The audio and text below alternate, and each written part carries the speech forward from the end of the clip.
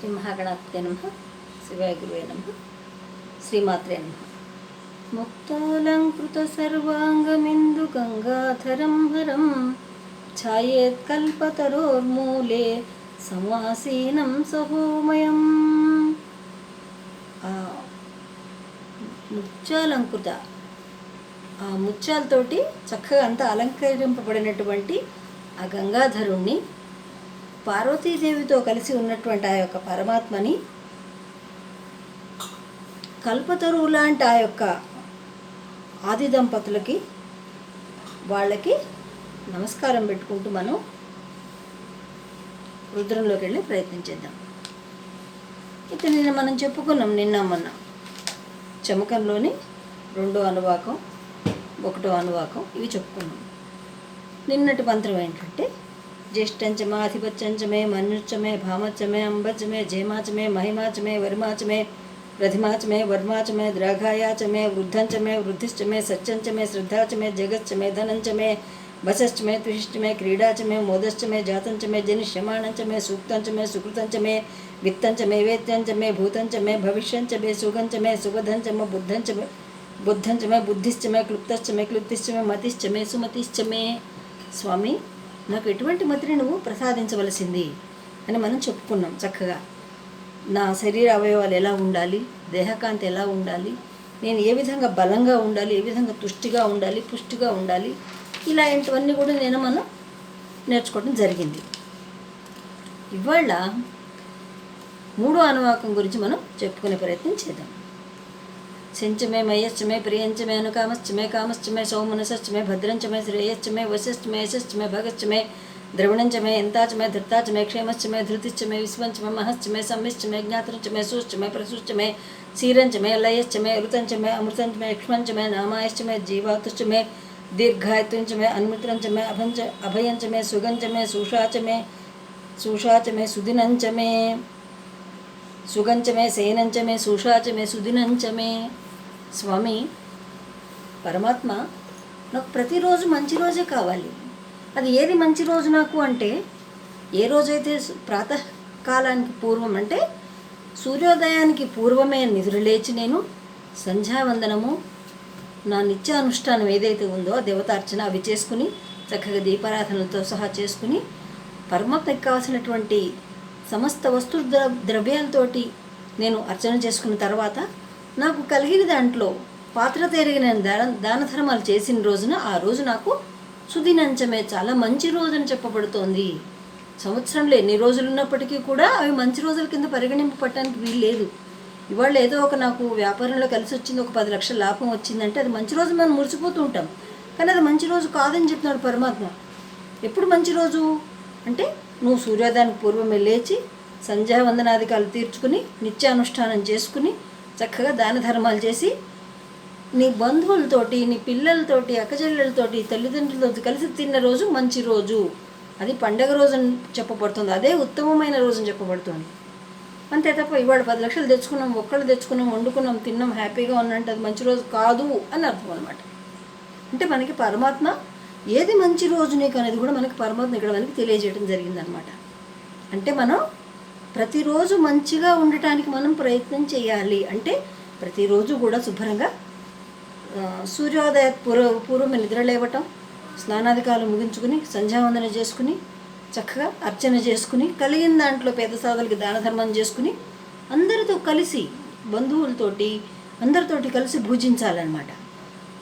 ఇది మనం ఒక నియమంగా పెట్టుకోవాలి. ఇదివరకు కూడా మనకి గృహస్థులు ఏంటంటే అతిథి లేకుండా భోజనం చేసేవాళ్ళు కాదు.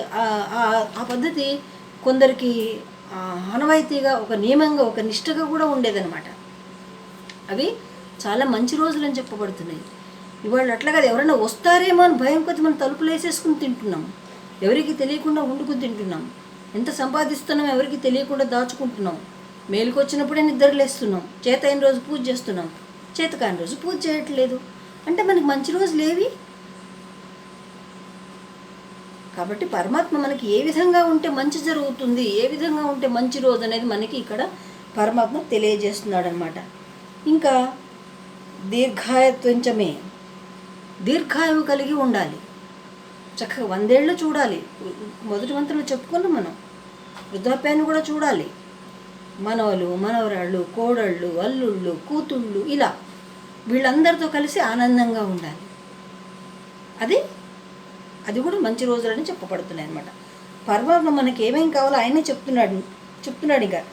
ద్రవిణంచమే, ఎంతాచమే, సత్యాచమే, క్షేమస్యమే, ధృతిశ్చమే, విశ్వంచమే. ధనాన్ని కలిగి ఉండాలి. ధన సంపాదన కోసం శక్తి కలిగి ఉండాలి. ఆ శక్తిని సద్వినియోగంగా, ధర్మార్థంగా ఉపయోగించాలి. అంటే అర్థాన్ని ఎప్పుడు ధర్మబద్ధంగానే సంపాదించాలి. అధర్మం చేసి డబ్బుని సంపాదించకూడదు. అది మనకి ఒంటికి జీర్ణం కాదు, పాపహేతు అవుతుందన్నమాట. శంచమే, మయశ్చమే. యజ్ఞఫలములు చేయగలిగి ఉండాలి. నేను యజ్ఞాన్ని చేయగలిగి ఉండాలి. ఆ ఫలాన్ని నేను స్వీకరించడానికి అర్హత కలిగి ఉండాలి. యజ్ఞ యాగాదులు లభించేటటువంటి పుణ్యఫలాలు ఏవైతే ఉన్నాయో అవి ఇహంలో పరంలో కూడా, అంటే ఇక్కడ తదనంతరం దేహం పడిపోయిన తదనంతరం కూడా నాకు యజ్ఞఫలాలు నేను పొందగలిగి ఉండాలి. అంటే ఇహపర సుఖాదులలో ఇహపరాల్లో కూడా సుఖాన్ని కలిగి ఉండాలన్నమాట. అటువంటి శక్తి నాకు ప్రసాదించవలసింది స్వామి అని చెప్పి మనం వేడుకుంటున్నాం అనమాట.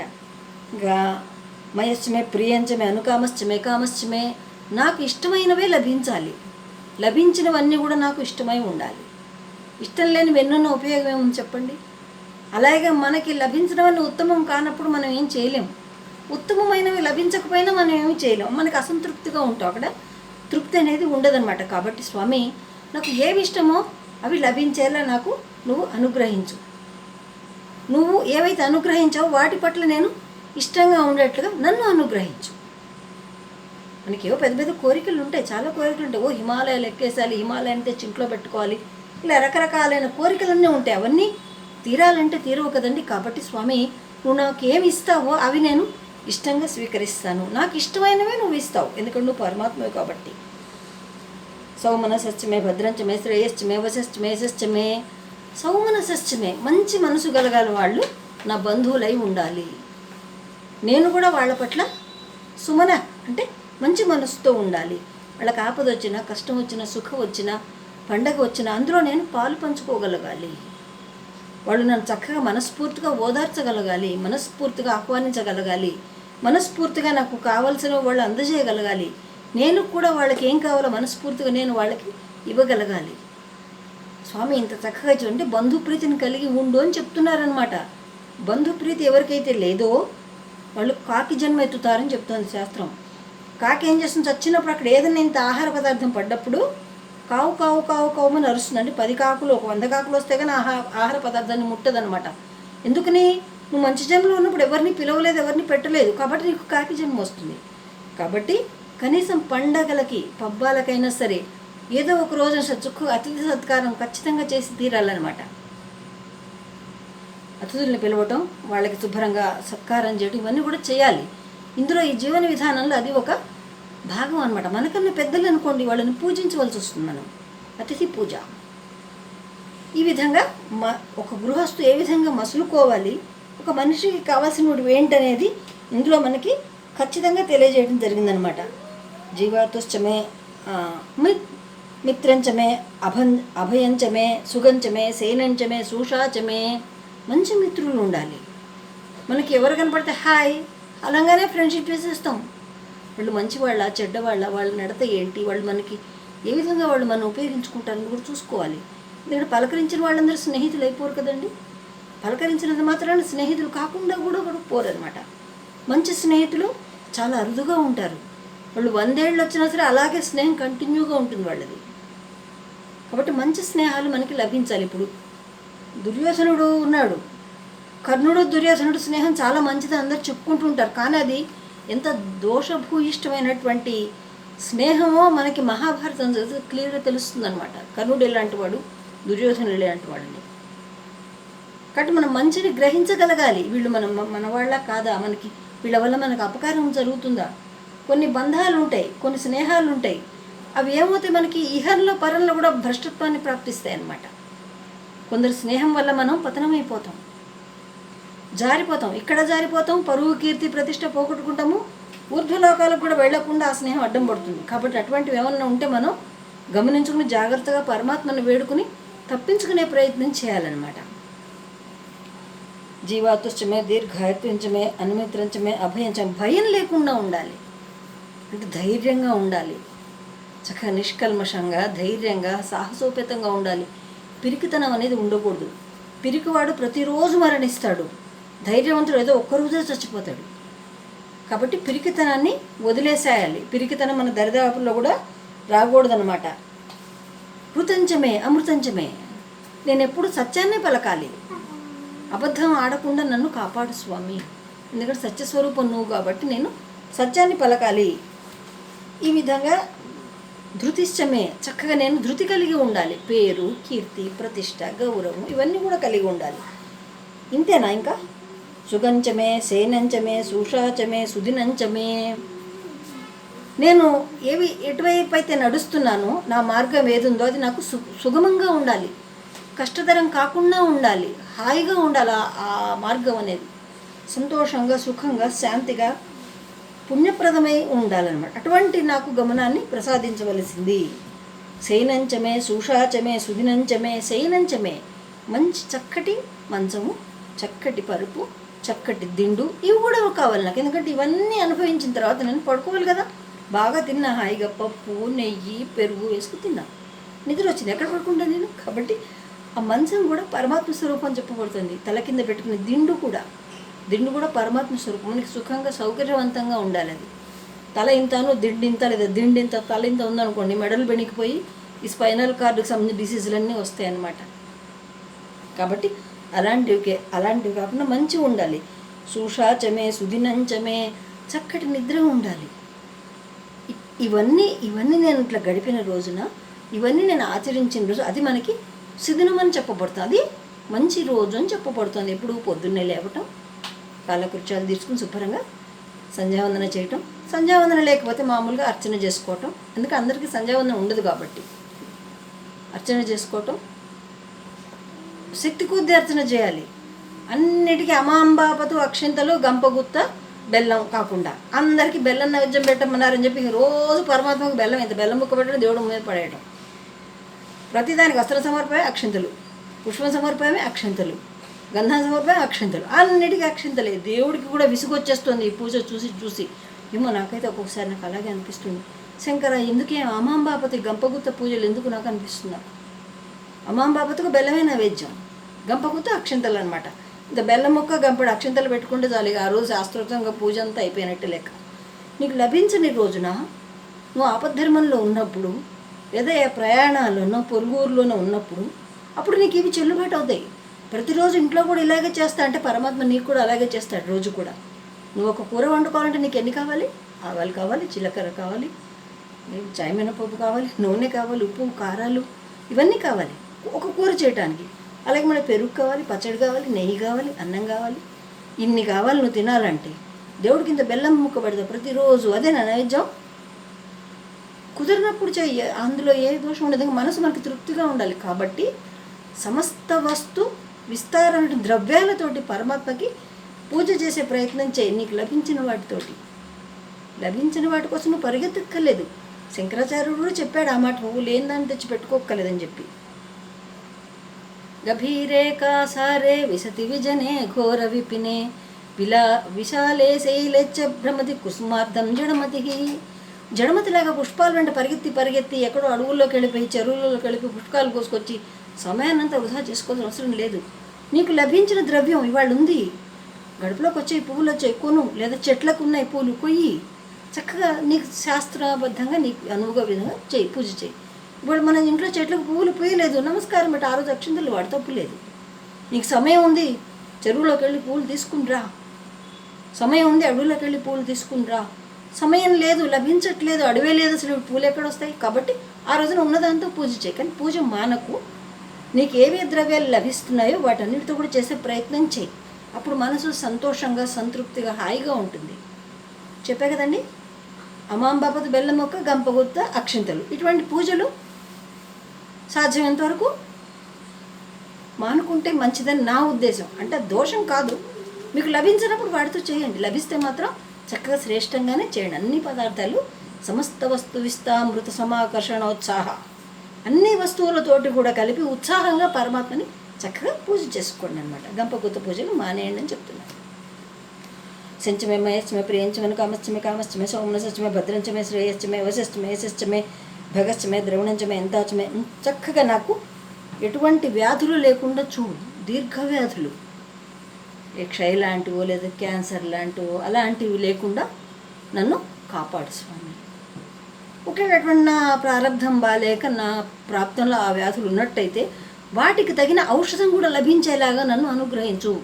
ఔషధాన్ని లేని రోగాలు నాకు వద్దు స్వామి, అసలు రోగాలు వద్దు. ఒకవేళ వచ్చిన వాటికి ఔషధాలు ఉండేట్టుగా చూసుకోవాలి. ఎందుకంటే కరోనా అప్పుడు చూసుకున్నాం మనం, ఔషధాలు లేకుండా ఎంత మనం ఇబ్బంది పడ్డామండి మనం. దానికి తగిన ఇప్పటికి కూడా కరోనాకి సరైన మందులు లేవు. ఎందుకంటే అది సింగిల్ ప్రోటీన్తో ఉంటుంది, అది సింగిల్ ఆర్ఎన్తో ఉంటుంది. దానికి డిఎన్ఏ కలిస్తే కానీ దానికి తగ్గే ఇది ఉండదు. పైగా వైరస్కి అసలు చావే లేదు. ఇంతకుముందు వీడియోలో చాలా చెప్పుకున్నాం, వైరస్ దానికి చావు లేదు. ఇది బాగా తెలుసుకున్నాం. ఎన్ని మందులు వాడినా తాత్కాలిక రెమెడీయే తప్ప దానికి అసలు మందే లేదు. అలాగే ఎయిడ్స్ వైరస్ కూడా మందు లేదు. ఎందుకని? అది రివర్స్ ట్రాన్స్క్రిప్షన్లో ఉంటుంది ఆర్ఎన్ఏ డిఎన్ఏ. ఇక్కడ దానికి కూడా మందులు లేవు, ఉపశమనం అంతే. కరోనాకు కూడా అంతే, మందులు లేవు, ఉపశమనం అంతే. కాకపోతే దాన్ని వ్యాపారం కింద మార్చుకుని లక్షలు కోట్లు కూడా దండుకున్నారు అనుకోండి, అది వేరే విషయం. వైద్య వృత్తిలో ఉండి కూడా ధనం అంటే బాగా ఇవ్వడం వ్యామోహం కింద మారిపోయింది. డబ్బు కావాలి, ధనదాహం అనమాట. చిన్నదానికి పెద్దదానికి కూడా ధనదాహం ధనదాహం ధనదాహం తీరకుండా తయారైపోయింది అనమాట. అది చాలా పెద్ద టాపిక్ అండి. దాంట్లోకి వెళ్తే మనం ఇప్పుడు బయటికి రాలేము. ఈ విధంగా మనకి మహస్యమే చాలా గొప్పగా ఉండాలి. నేను పేరు, కీర్తి, ప్రతిష్ట ఇవన్నీ కలిగి కూడా ఉండాలి. మంచి ప్రాతకాలంలో చక్కగా నేను నిద్ర లేవగలిగేటువంటి శక్తి నాకు ఇవ్వవలసింది. అది చెప్పినంత ఈజీ కదా, పొద్దున లేవడం తేలికగా అనుకున్నాను. కానీ ఎంతో శక్తివంతులు, దృఢ నిశ్చయం ఉన్నవాళ్ళు మాత్రం అలా పొద్దునే లేవగలుగుతారు, లేదా పొద్దున్నే లేవలేరు. అంటే అందరికీ సూత్రం వర్తిస్తుందంటే అందరి గురించి కాదు. ఇప్పుడు నైట్ డ్యూటీ షిఫ్ట్లు చేసిన వాళ్ళు ఉన్నారు, వాళ్ళకి పొద్దున్నే పూజ చేయడం వాళ్ళకి సాధ్యపడదు, వాళ్ళకి ఎగ్జెప్షన్ ఉంటుంది. కానీ సమయానుకూలంగా మాత్రం నువ్వు చేయడానికి ప్రయత్నం చెయ్యి. దాంట్లోంచి దాటి వచ్చే ప్రయత్నం చెయ్యకు అనమాట. ఎప్పుడు సత్యాన్నే పలకాలి. నువ్వు ఉన్న ప్రాంతము, నువ్వున్న వీధి, నువ్వున్న పట్టణము, నువ్వున్న దేశము సుభిక్షంగా సుసంపన్నంగా ఉండాలి. దాని మీద నీకు ప్రేమ కలిగి ఉండాలి. అలాగే నీ దేశం అంతా కూడా నీకు రక్షణగా ఉండాలి. నీ వీధి వాళ్ళందరూ నీతో మంచిగా ఉండాలి. నీ కుటుంబీకులందరూ నీతో మంచిగా ఉండాలి, సామరస్యంగా ఉండాలి. చక్కగా ఒకళ్ళకొకళ్ళు చక్కగా వశపడి ఉండాలి. వశపడటం అంటే భార్యకి భర్త వశమై ఉండాలి, భర్తకి భార్య వశమై. వశం అంటే ప్రేమతోటే ఉండాలి అంతే తప్ప వశీకరణ కొంచెం మందులు, మూలికలు ఇవన్నీ కూడా వాడితే అది మహాపాపం అని చెప్పబడుతోంది. అది చాలా మహాపాపహేతు అన్నమాట. కాబట్టి అటువంటి వాటి జోలికి వెళ్ళకండి. పసిపిల్ల ఉంది, పసిపిల్లకి తల్లి వశపడి ఉంటుంది. ఎందుకని? ప్రేమ. అటువంటి ప్రేమను కలిగి ఉంటే కనుక మనం ఒకళ్ళకొకళ్ళు ఎప్పుడు వశపడే ఉంటాము. అలాగే దేశం కోసం ప్రేమ, దేశం కోసం వశపడి ఉండాలి. మన సంపాదనలో ఇంత ఒక 10%, 20% తీసి మనం దేశ సేవకి ఉపయోగించాలి. ఒక 10% ఆధ్యాత్మిక సంబంధానికి విషయాలకి పంచగలగాలి. ఒక 10% మన కోసం, వృద్ధాప్య కోసం దాచుకోవాలి. ఒక 10% దాన ధర్మాలు చేయాలి. ఇంత లెక్క ఉంది మనకి ఎకనామికల్గా. అవన్నీ కూడా విస్మరించి మొత్తం మూట కట్టేయడం, మొత్తం తినేయటం, ఇలా తయారవుతున్నాం. అవన్నీ కూడా మనకి రోగహేతువులు అవుతున్నాయి అన్నమాట. కాబట్టి అలా మనం ఎప్పుడు కూడా చేసే ప్రయత్నం చేయకూడదన్నమాట.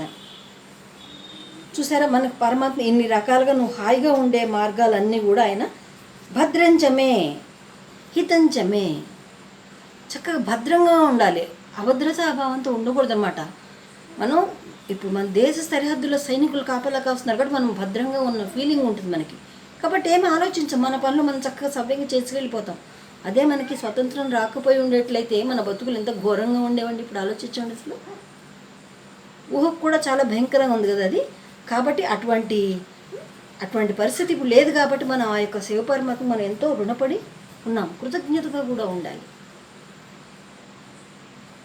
దేశాన్ని ఎప్పుడు ప్రేమిస్తూ ఉండాలి. కన్న తల్లి, దేశము పోటాపోటీగా ఉండాలన్నమాట. దేని మీద ఎక్కువ ప్రేమ చూపించాలనే స్థితి ఉండాలి. ఇప్పుడు కన్నతల్లి ఉంది, 9 నెలలు మోస్తున్న తర్వాత ఒళ్ళో ఒక 5-6 నెలలు మోస్తున్న తర్వాత భూమి మీద దింపుతుంది. అడుగురా నా కొడుకా, నేను ఎత్తుకోలేని అంటుంది. కానీ భూమాత అలా కాదు. చచ్చేదాకా నువ్వు మొదటి కాలు ఎప్పుడైతే పెడతావో భూమి మీద, అడుగులో అరిసెలు అంటారు చూడండి, అరిసెలు వేస్తూ నిన్ను నడిపిస్తారు, తర్వాత నేల మీద నడిపిస్తారు. అప్పటి నుంచి మొదలు పెడితే 100 ఏళ్ల ప్రయాణం నువ్వు నీ భూమి మోస్తూనే ఉంటుంది నిన్ను. అంటే భూమాతకి ఎంత కృతజ్ఞత కలిగి ఉండాలి, ఎంత రుణపడిపోయి ఉన్నావు భూమాతకి. అందుకే పొద్దున్నే శుభ్రంగా భూమిని ఊడ్చి నీళ్లు జల్లి ముగ్గు పెట్టాలి, లేస్తూనే భూమికి నమస్కారం పెట్టాలి. అందుకే క్షమస్వ, క్షమించమ్మా. భూమి మీద మనం ఏమేం చేస్తున్నామండి, అన్ని రకాల పనులు చేస్తున్నాం భూమి మీద. దేశం కూడా భూమే కదండి, దేశానికి ఎంతో రుణపడి ఉన్నాం. దేశాన్ని ఎప్పుడు గౌరవంగా ప్రేమగా తల్లి కింద భావించాలి. మన చట్టసభలో చూసాం, మనం దేశం పట్ల ఏ విధంగా మూర్ఖంగా మాట్లాడాడో చూసాం. అది ఇంకా బాధాకరంగానే ఉంది మనకి ఇప్పటికీ కూడా. అదొకటి. ఇప్పుడు ఇంకోటి విషయం ఏంటంటే చెప్పదలిచేది, భయం లేకుండా ఉండటం, నిర్భయత్వంగా ఉండటం. మొన్న ఒకళ్ళు నన్ను ప్రశ్న వేశారు, ఆడవాళ్ళు రుద్రం నేర్చుకోవచ్చా, చెప్పచ్చా, పలకచ్చా, అనచ్చా, వినచ్చా? కూడదని ఎవరన్నారు? ఎక్కడన్నా ఉందా? కాకపోతే ఆడవాళ్ళకి ప్రత్యేకించి ఇది నువ్వు ఏమైనా సరే చెయ్యాలి అనే నియమ నిబంధన మాత్రం ఎక్కడ కూడా లేదండి. ఇది బాగా అందరూ అర్థం చేసుకోవాల్సిన విషయం. ఇప్పుడు ఆడవాళ్ళకు ఉన్నటువంటి బాధ్యతలు కానీ వాళ్ళ శరీర పరిస్థితిని అనుగుణంగా కొన్ని కల్పించారు, కొన్ని ఆడవాళ్ళకి దూరం చేసిన మాట నిజం. ఇందులో భయపడటానికి తావులేదు. అసలు పురుషుడు అంటే ఎవరు ముందు మనం తెలుసుకోగలగాలి. పురమునందు ఉన్నవాడు పురుషుడు. ఎవరు పురమునందు ఉన్నవాళ్ళు? మనందరం పురంలోనే ఉన్నాం కదండి. పురం అంటే ఊరా, పట్టణమా? మన దేహం కూడా పురమైన చెప్పబడిపోతుంది. ఈ పురంలో ఉన్నటువంటి జీవుడు ఎవరైతే ఉన్నారో వాడు మాత్రమే పురుషుడు అని చెప్పబడుతున్నాడు. సర్వార్హతలు కలిగి ఉంటారు స్త్రీలు కూడా. ఇదివరకు వేదాధ్యయనం స్త్రీలకు ఉండేది, జన్యం కూడా ఉండేది. కాలక్రమంలో అవి మరుగున పడిపోయాయి అన్నమాట మనకి. కాకపోతే ఇవి వేదానికి సంబంధించినవి కాబట్టి, ఇవి రుక్కులు, యజస్సులు, సూక్తాలు ఉన్నాయి కాబట్టి స్త్రీకు ఉన్నటువంటి ఇబ్బందికరమైన దినాలు ఏవైతే వాటికి దూరంగా ఉండాలి, లేదా గర్భంతో ఉన్నప్పుడు దూరంగా ఉండాలి, లేదా పసిపిల్లల్ని పాలించి పెంచి సమయంలో దూరంగా ఉండాలి. ఎందుకంటే వాళ్ళు కొంచెం అశౌచంగా ఉంటుంటారు ఆ సమయంలో, కాబట్టి దూరంగా ఉండాలి. లేదు, వాళ్ళకి పెద్దలు ఉంటారు ఇంట్లో, అత్తలు, మామగారు, అత్తగారు, మామగారు, పిన్నమ్మలు, అమ్మమ్మలు, ముసలి వాళ్ళు, వృద్ధులు, పిల్లలు, భర్త, ఇంటి పని, వంట పని, ఇన్ని చాలా పనులు ఉంటాయి కాబట్టి అవి చేయడం కుదరకపోవచ్చు. కాబట్టి ఇవి ఈ పెద్దల సేవ చేస్తే నీకు అన్ని సేవలు చేసినట్టేనా, అన్ని పుణ్యం నీకు వస్తుందని చెప్పారు. కాబట్టి శుభ్రంగా పెద్దల్ని అర్చించుకుంటూ వాళ్ళు సేవ చేసుకుంటూ అలా కాలం గడిపేశారు. కాబట్టి వేదానికి వాళ్ళు దూరం అయిపోయారు. అంతే తప్ప స్త్రీలు చేయకూడదని ఎక్కడ రూల్ అయితే ఎక్కడ నిబంధన లేదు. అమ్మవారిని పూజించాలైనా సరే, పూజించాలంటే ఇక్కడ జగద్గురువు అయినా సరే, ఇంకెవరైనా సరే, నేను పురుషుణ్ణి అనేటువంటి అహంకార పవంతో ఆ అమ్మవారి దగ్గరికి వెళ్ళి ఈవెన్ శ్రీ సూక్తం కూడా చెప్పడానికి వీల్లేదు. వాళ్ళు పీఠాధిపతులైనా సరే, జగద్గురువులైనా సరే, ఎవరైనా సరే, వాళ్ళు చీర కట్టుకుని నిండుగా కప్పుకుని నమ్రతగా వంగి అమ్మవారి దగ్గరికి వెళ్ళి అప్పుడు ఆవిడ జపాన్లో ఆవిడ పూజ అర్చన విధానాలు ఏమైతే ఉన్నాయో అవన్నీ కూడా చేయవలసి ఉంటుంది. అంటే ఇక్కడ ప్రతి ఒక్కళ్ళు కూడా అందరూ స్త్రీ స్వరూపాలే, శక్తి స్వరూపాలే. పురుషుడు అనేది ఎవరు లేరు. పురుషుడు కేవలం ఒక పరమాత్మ ఒక్కడే పురుషుడు అని చెప్పబడుతున్నాడు. మనకి శ్రీకృష్ణుడు అదే భాగవతంలో అదే చెప్పబడింది. శ్రీకృష్ణుడు మాత్రమే ఇక్కడ పురుషుడు, పరమాత్మ. కాబట్టి మిగతా వాళ్ళందరూ స్త్రీ స్వరూపాలే. ఈవెన్ అర్జునుడితో సహా, అర్జునుడు కానీ ధర్మరాజు ఎవరైనా అందరూ స్త్రీలే. పరమాత్మ ఒక్కడే పురుషుడు. నదులన్నీ సముద్రంలో చేరటానికి ఏ విధంగా అయితే ఏర్పాటు చేయబడిందో భౌగోళికంగా, అలాగే ఈ స్త్రీ జీవులన్నీ కూడా పురుషుడిని చేరటానికి మార్గం వేసుకుంటారు. అంటే ఇక్కడ పరమాత్మను చేరటానికి వాళ్ళు మార్గాన్ని ఏర్పరచుకుంటున్నారు అని అర్థం అన్నమాట. పెడార్థాలు తీసుకుంటే పెడార్థాలు ఊహలతో మనం ఊహించుకోకూడదు. ఎందుకంటే ద్రోణాచార్యుల వారు దుర్యోధనుడిని పిలిచి నీకు ఈ ఊరంతా తిరిగిరా, ఎవరైనా మంచివాళ్ళు ఉన్నారు, ఏం చేస్తున్నారు, నీ ఉద్దేశం ఏంటి చెప్పిరా అంటారు ఆ జనాభాన్ని చూపించి. సరే అని చెప్పి దుర్యోధనుడు పెడతాడు. అందరినీ చూసుకుంటూ చిచి ఒక్కళ్ళు మంచివాళ్ళు లేరు. అందరూ ఈర్ష్య, అసూయాపరులు, ద్వేషపరులు, యుద్ధకాంక్ష కలిగిన వాళ్ళు, స్వార్థపరులు, మోసకారులు, జుగుప్సాకరంగా వ్యవహరించడం, ఇవన్నీ చెప్తాడు. ఎవరు మంచివాళ్ళు లేరని చెప్తాడు. మళ్ళీ ధర్మరాజుని పిలిచి నువ్వు కూడా వెళ్ళి చూస్తున్నాడు, ఆయన పో అంటాడు. మళ్ళీ ధర్మరాజు కూడా ఏం చేస్తారు, మళ్ళీ ఊరంతా పర్యటించి ఆ జనాల దగ్గరంతా గెలుస్తాడు. అందరూ చాలా ఉత్తములు, చాలా మంచివాళ్ళు, సహనశీలురు, దానశీలురు, చక్కగా అధ్యయనం చేస్తున్నారు, చక్కగా సంతోషంగా హాయిగా ఉన్నారు అందరూ శాంతంగా ఉన్న అందరూ చాలా మంచివాళ్ళు అని చెప్తారు. అంటే ఇక్కడ నువ్వు చూసే దృష్టికోణాన్ని బట్టి ఉంటుంది. నువ్వేం చూస్తున్నావు దాని మీద ఆధారపడి ఉంటుంది ఇదంతా కూడా.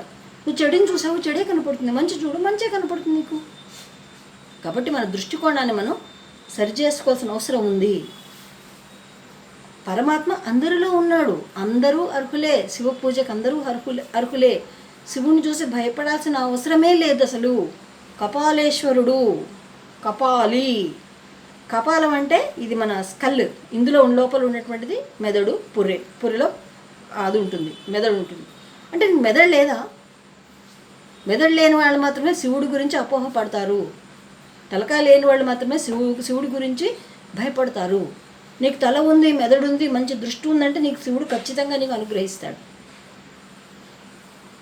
ఏమన్నా తప్పకుండా చేయాలని మాత్రం స్త్రీలు తప్పకుండా చేయాలని ఎక్కడ కూడా ప్రెషర్ పెట్టలేదు. స్త్రీల మీద ఏనాడు పెట్టలే మన పెద్దవాళ్ళు. నీకు సమయం ఉంది, ఏటికి ఏడాది శౌచంగా ఉండేటువంటి స్థితి ఏర్పడింది, బరువు బాధ్యతలు తీరిపోయాయి, ఇప్పుడు హాయిగా ఉన్నావు, చెయ్యి. ఇప్పుడైనా పర్వతం గురించి తెలుసుకునే ప్రయత్నం చేయి. ఇప్పుడు కూడా వద్దు, శివుడు అంటే భయమే నాకు, నేను చేయను, అమ్మో శివుడు జోలికి వెళ్ళకూడదు మేము అనేటువంటి వాళ్ళు చాలామంది ఉన్నారు ఇవాళ రోజున. శివుడు అంటే ఎందుకు భయం? సర్వవ్యాపాయనే, విశ్వం అంతా ఆయనదే, శక్తి స్వరూపిణి, విశ్వం అంతా శక్తి స్వరూపిణి. అందుకే అందరూ స్త్రీమూర్తులు అని చెప్పబడ్డారు ఇక్కడ. మనం అందరం స్త్రీలమే. శివుడొక్కడే పురుషుడు, శివుడొక్కడే పరమాత్మ, సదాశివుడు, శివుడు ఒక్కడే భగవంతుడు. ఈ విశ్వం అంతా కూడా నశించిపోయేదే. అంటే మార్పు చెందుతుంది అన్నమాట. నశించడం అంటే నశించడం, మార్పు చెందుతూ ఉంటుంది. కాబట్టి శివార్చన చేయడానికి అందరూ అర్హులే. అయితే ఈ రుద్రం అనేసరికి చాలామంది భయపడుతున్నారు. రుద్రం ఏం చెప్పబడుతుంది? జపం చేస్తావా, దీన్ని పారాయణ చేస్తావా, హోమం చేస్తావా, అభిషేకం చేస్తావా? 4 విధాలైనటువంటి మనకు అవకాశాలను కల్పించింది. నువ్వు నీకు అనువుగా ఉన్నటువంటి అవకాశాన్ని నువ్వు ఎన్నుకో. ఎందుకంటే రుద్రాన్ని మించింది ఏ స్తుతి, ఏ స్తోత్రము ఏదీ లేదు. నువ్వు వేదం చదువుకున్నావు, ఘన, దీర్ఘ, జట, హ్రస్వ అన్నీ వచ్చు, స్వరాలు అనుకుంటే శుభ్రంగా హోమం చేయి హాయిగా. అంత స్థాయి లేదు, పారాయణ చేసుకో. ఇంకా నీ వస్తుద్రవ్యాలు ఉన్నాయి, నీకు శక్తి ఉంది, అభిషేకం చేయి. అది ఇది ఏది లేదు, కూర్చుని కామ్గా చదువుకుంటూ కూర్చో. ఇన్ని రకాల సౌలభ్యాలు మనకి పరమాత్మ ఇచ్చాడు. అసలు రుద్రాన్ని చూసి భయపడాల్సిన అవసరమే. రుద్రంలో ఏముందండి? ఇప్పటిదాకా మనం చెప్పుకున్నాం చూసావా? ఒక కుటుంబం ఎలా ఉండాలి, వాళ్ళకి ఏమేం కావాలి అవసరాలు, మంచం దగ్గర నుంచి పరుపు, దిండు, తాగటానికి, తినటానికి, ఇల్లు, వాకిళ్ళు, ఇవన్నీ కావాలని పరమాత్మ చెప్తున్నాడు. నేను నీకు ఇస్తానని చెప్తున్నాడు పరమాత్మ. ఇందులో భయపడాల్సిన అవసరం ఏముంది అసలు? మన దృష్టికోణాన్ని మనం సరి చేసుకుని మన మైండ్లో ఉన్నటువంటి చెత్తను ఖచ్చితంగా తీసి పక్కన పడేసేయాలి. మనం చెత్త అంతా నింపుకున్నాం. ఇవాళ రోజున మనకి ఇవాళ రోజున అంటే గృహిణులను అందరిని అంటలేదు, విమర్శించట్లేదు, చాలామంది అలాగా తయారవుతున్నారు. పిల్లలు స్కూళ్ళకు కాలేజీకి వెళ్ళిపోతారు, భర్త ఉద్యోగాలకి వెళ్తే వీళ్ళకి ఫ్రీ టైం హ్యాపీ టీవీలో పడిపోవటం, సీరియల్స్ చూడటం, ముచ్చట్లు పెట్టడం ఫోన్లలో, లేదా ఇద్దరిద్దరికి తంపులు పెట్టడం, ఒకరినొకరు ద్వేషించటం, పనిపడా ఫోన్లు చేసి విమర్శించటం, తిట్టడం, ఇవన్నీ చేస్తున్నారు. వీటన్నిటి చేసే బదులు కూడా ఆ యొక్క పరమాత్మ వైపు నీ ధ్యాసని, నీ బుద్ధిని, నీ మనసుని, నీ శరీరాన్ని అన్నింటిని తిప్పి చూడు. ఎంత ఆనందం ఉంటుందో నీకు అప్పుడు తెలుస్తుంది. ఉపయోగం ఏముంది? వాళ్ళు బాగాలేరు, వీళ్ళు బాగాలేరు అంటే నువ్వు బాగున్నావో లేదో నువ్వు చూసుకో. వాళ్ళ బాగోగులు నీకెందుకు? నువ్వు ఏ విధంగా ఉన్నావు నిన్ను నువ్వు విమర్శించుకునే ప్రయత్నం చేయి. వాళ్ళు నాకు తెలిసి వాళ్ళు ఎలాంటి వాళ్ళు, వీళ్ళు తెలిసి నాకు ఎలాంటి వాళ్ళు అంటున్నావు కదా. నువ్వు ఎలాంటి వాడు నువ్వు తెలుసుకున్నావా? పరమాత్మ ఎలాంటి వాడో నువ్వు తెలుసుకున్నావా? ప్రయత్నం చేసావా? అంటే నువ్వు పరమాత్మలో ఎంత దూరంగా వెళ్ళిపోతున్నావో ఒకసారి ఆలోచించుకోవాలి. ప్రతి ఒక్కరికి వర్తిస్తుంది ఇది. నాకు, నీకు, మాకు, మనకి అందరికీ వర్తిస్తుంది అన్నమాట ఇది. కాబట్టి అందరూ నిష్కల్మైన మనసుతోటి మీకున్న సమయాన్ని సద్వినియోగం చేసుకోండి. కంచి పరమానంద స్వామి ఆయన అన్నాడు, చంద్రశేఖర మహాస్వామి, భారతీ స్వామి, ఆయన ఏమన్నారంటే, ఏదో ఇట్లాగ ఒక బోధ మంచి అనుభాషణం చేశారు. వాళ్ళు మాట్లాడితే వచ్చేది భూషణాలే, అంటే అన్నీ చక్కటి వాక్కులే వస్తాయి. పరమాత్మ గురించే మాట్లాడతారు వాళ్ళు, అనవసరమైనది ఒక్క మాట మాట్లాడు. అందరూ విన్న తర్వాత అందరూ చాలా సంతోషపడ్డారు. స్వామి గురుదక్షిణ కింద ఏముంటారు చెప్పండి స్వామి అంటే ఆయన అంటాడు, నాకు మీరు ఇచ్చే దక్షిణ అవసరం లేదు, నాకు మీ ఆస్తిపాస్తులతో నాకేం అవసరం లేదు, నాకు ఎటువంటి శుశ్రూష కూడా మీరు చేయాల్సిన పని లేదు. ఎందుకంటే ఆయన రోజు ఇన్ని పేలాలు మాత్రమే తినేవాళ్ళు.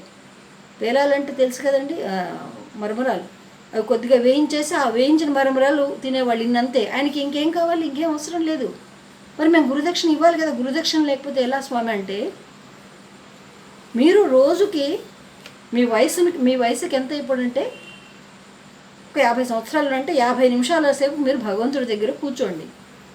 అర్చన చేస్తారా, జపం చేస్తారా, అభిషేకం చేస్తారా, పూజ చేస్తారా, మీ ఇష్టం. మీకు ఓపిక ఉంటే, సమయం ఉంటే. అది లేదు, అది కూడా మేము చేయలేం, మా వల్ల కాదంటే రోజు ఒక 2 నిమిషాలు పరమాత్మకి ఇవ్వండి. ఆ 2 నిమిషాల్లో ఏం తెలుస్తారు మీరు? భజన చేస్తారా, శివనామాన్ని పలుకుతారా, కృష్ణనామాన్ని పలుకుతారా, విష్ణువుని పూజిస్తారా, అమ్మవారిని పూజిస్తారా, జపం చేసుకుంటారా? 2 నిమిషాలు కేవలం. అది నాకు మీరు ఇచ్చే గురుదక్షిణ అని చెప్తారు. చూసారా సమయం ఎంత విలువైందో? అంత విలువైన సమయాన్ని మనం ఏ విధంగా చేజార్చుకుంటున్నాం అంటే, మన చుట్టూ ఉన్న వాటిలన్నింటిని మనం పరిశీలిస్తున్నాం. వాళ్ళు ఎట్లాంటి వాళ్ళు, వీళ్ళు ఎట్లాంటి వాళ్ళు, వీళ్ళు ఎలాంటి డ్రెస్ వేసుకున్నారు, వాళ్ళు ఎలాంటి జడ వేసుకున్నారు, వీళ్ళు జుట్టు కత్తిరించుకున్నారా, పొట్టి డ్రెస్సులు వేసుకున్నారా, పొడుగు డ్రెస్సులు వేసుకున్నారా, ఈ విధంగా. అంటే ఇప్పుడు ప్రపంచం అంతా అలాగే ఉంది. జుట్లు కత్తిరించుకోవటము, గుడ్డలు చింపుకుని వేసుకోవటము, ఇవన్నీ శరీర అవయవాలను బహిర్గతపరచడం, మొంటి గుడ్డలు వేసుకోవటము, ఎక్కడ పడితే అక్కడ ఏది పడితే అది తినటము, ఇలా తయారవుతున్నారు. అది తప్పే, అది దోషమే. ఇంట్లో వాళ్ళు కూడా చెప్పాలి అది దోషము అని చెప్పాలి కదండి. వాళ్ళు ముద్దుగా ఉంది కదా వేసుకుంటారు, ఇంకా పైదాకా డ్రెస్ వేసుకొని తిరుగుతూ ఉంటారు. కాబట్టి ఇవన్నీ తప్పే. కానీ నిన్ను నువ్వు ఉద్ధరించుకోదలుచుకున్నప్పుడు ఇవన్నీ పట్టించుకోకు. నీకు ఏది ముఖ్యం? భగవంతుడి వైపు నీ మనసుని తిప్పుతావా, నీ దృష్టిని తిప్పుతావా, నువ్వు తిరుగుతావా, లేదా వాటి వైపు వంకల్లో పెట్టుకుంటూ వాళ్ళని ఎక్కిరించుకుంటూ జీవితకాలం గడిపేస్తావా? ఆలోచించుకో. అందరికీ వర్తిస్తుంది ఇది, అందరికీ. నువ్వు దేన్ని చూస్తున్నావు, నీ మెదడులో ఏముందో అదే నీకు కనపడుతూ ఉంటుంది. కాబట్టి మనం అంతా కూడా పరమాత్మ వైపు తిరిగే ప్రయత్నం చేద్దాం, పరమాత్మని పలికే ప్రయత్నం చేద్దాం, పరమాత్మ గురించి ఆ విశేషాన్ని వినటానికి ప్రయత్నం చేద్దాం, పరమాత్మను చూడటానికి అలవాటు చేసుకుందాం, పరమాత్మ దగ్గరికి వెళ్ళటానికి నడవటం అలవాటు చేసుకుందాం, పరమాత్మకు నివేదన పెట్టి ప్రసాదంగా భుజించేటువంటి అలవాటుని చేసుకుందాం. ఎందుకంటే మన లైఫ్ టైం ఇప్పుడు సగంకి పైగా అయిపోవస్తుంది. ఇంకా ఎన్నాళ్ళు బతుకుతానో తెలీదు. ఇంకా అందరూ నెగిటివే చూస్తా చివరికి నువ్వు నెగిటివ్ అయిపోతావు. నువ్వు పరమాత్మ వైపు వెళ్తే కదా పాజిటివ్ అయ్యేది. పాజిటివ్ ఎనర్జీ రావాలంటే నువ్వు పరమాత్మ దగ్గరగా ఉండాల్సిందే. పరమాత్మ నుంచి దూరం అవుతున్న కొద్దీ నీకు నెగిటివ్ ఎనర్జీ పెరిగిపోతూ ఉంటుంది. కాబట్టి నిర్భయంగా, శౌచంగా అందరూ కూడా స్త్రీలు చక్కగా రుద్రాధ్యాయం చెయ్యవచ్చు. చెయ్యకూడదని చెప్పి ఎక్కడా కూడా లేదు. వీళ్ళు అనర్హులు అన్న పదం ఎక్కడా కూడా లేదు. స్త్రీ అంటే మహాశక్తి స్వరూపిణి. మాతృదేవో భవ. ముందు మొట్టమొదటి గురువు మాతృదేవతే, తర్వాత ఏ గురువైనా గురువైనా ఎవరైనా సరే. అట్లాగే నా గురువు మల్లంపల్లి జ్ఞానప్రసూనాంబాదేవి. ఆవిడ నా మొట్టమొదటి గురువు, తల్లి ఆవిడ నాకు. మల్లంపల్లి రామలింగేశ్వర శర్మ, విజయ రామలింగేశ్వర శర్మ మా నాన్నగారు, ఆయన గురువు. పితృదేవో భవ, గురుదేవో భవ. కందుకూరి శివానందమూర్తి గారు నా గురువు, నాకు ఉపదేశం ఇచ్చిన గురువు. కాబట్టి వీళ్ళందరినీ రోజు నేను స్మరించుకుంటా. నాకు అర్హత కల్పించారు. నాకు స్వతహాగా మాది గురుపీఠమే. మల్లంపల్లి వారంటే గురుపీఠమే. మహాపండితులు, యోగ్యులు, జ్ఞానులు, ఎంత సత్శీలురు వాళ్ళు. వాళ్ళ కడుపున పుట్టటమే నేను చేసుకున్న భాగ్యం నేను అనుకుంటా. చక్కగా మీరందరూ కూడా హిందువులు ప్రతి ఒక్కరూ బొట్టు పెట్టుకునే ప్రయత్నం చేయండి. నుదురు ఎప్పుడు ఖాళీగా ఉంచుకోవద్దు. గంధం పెడతారా, కుంకుమ పెడతారా, విభూతి పెడతారా, చందనం పెడతారా, చక్కగా అలంకారం చేసుకోండి. ఎందుకంటే మీలో పరమాత్మ ఉన్నాడు. మీరే అలంకారాలు లేకుండా జుట్లు కత్తిరించుకుని మొంటిగుడ్డలు వేసుకుంటే పరమాత్మను కూడా మొంటిగుడ్డలు వేసి పరమాత్మకు జుట్టు కత్తిరించిన మహాపాపం మీకు కూడా వస్తుంది. ఎందుకంటే మనం ఆధ్యాత్మిక తత్వాన్ని మనం పెంచుకోగలగాలి. అందరిలో శివుడు చూసినప్పుడు అందరూ కూడా చక్కగా ఆనందంగా ఉండాలి. శివుడు అంటేనే ఆనందం, కళ్యాణం, శుభప్రదం, సంతోషం, తుష్టి, పుష్టి, ఐశ్వర్యం సకలం ఆయనే. సకల చరాచరాల నిండిపోయింది కూడా ఆయనే. మనకి ఇంతకుముందు ఒక అనువాకాల్లో కూడా మనం చెప్పుకున్నాం శివతత్వం గురించి. నమ్మకంలో బాగా మీకు విశదీకరించే దాని గురించి కూడా. అవి చూసి చదివిన వాళ్ళకి అర్థమైపోతుంది శివుడు అంటే ఏంటి, శివుడు ఎక్కడ ఉంటాడు ఏంటి అని అందరికి అర్థమైపోతుంది. అవి కనపడలేదు, అవి చూడలేదు. ఇతరులు ఎలా ఉన్నారు, వాళ్ళ వేషధారణ ఎలా ఉంది, వాళ్ళ హెయిర్ స్టైల్ ఎలా ఉంది, వాళ్ళ వస్త్రధారణ ఎలా ఉంది, వాళ్ళు ఏం మాట్లాడుతున్నారు, ఏం పలుకుతున్నారు, వీటి మీద ఝాస వెళ్ళిపోయితే మనకి చివరికి మిగిలేది సున్నా. బాగా గుర్తుపెట్టుకోండి. కాబట్టి మనం పూర్ణం కావాలంటే మనం అందరిట్లో చక్కగా భగవతత్వాన్ని చూడగలగాలి. అందరిట్లో భగవంతుడిని చూడండి. పరమాత్మ స్వరూపు రకరకాల విన్యాసం, ఇదంతా పరమాత్మదే. ఇదంతా పరమాత్మ విన్యాసం, విశ్వం అంతా కూడా. కాబట్టి ఒకళ్ళనొకళ్ళు ద్వేషించుకోవటం, తిట్టుకోవటం, కొట్టుకోవటం, విమర్శించుకోవటం, ఎక్కిరించుకోవడం ఏవి కూడా తగవు.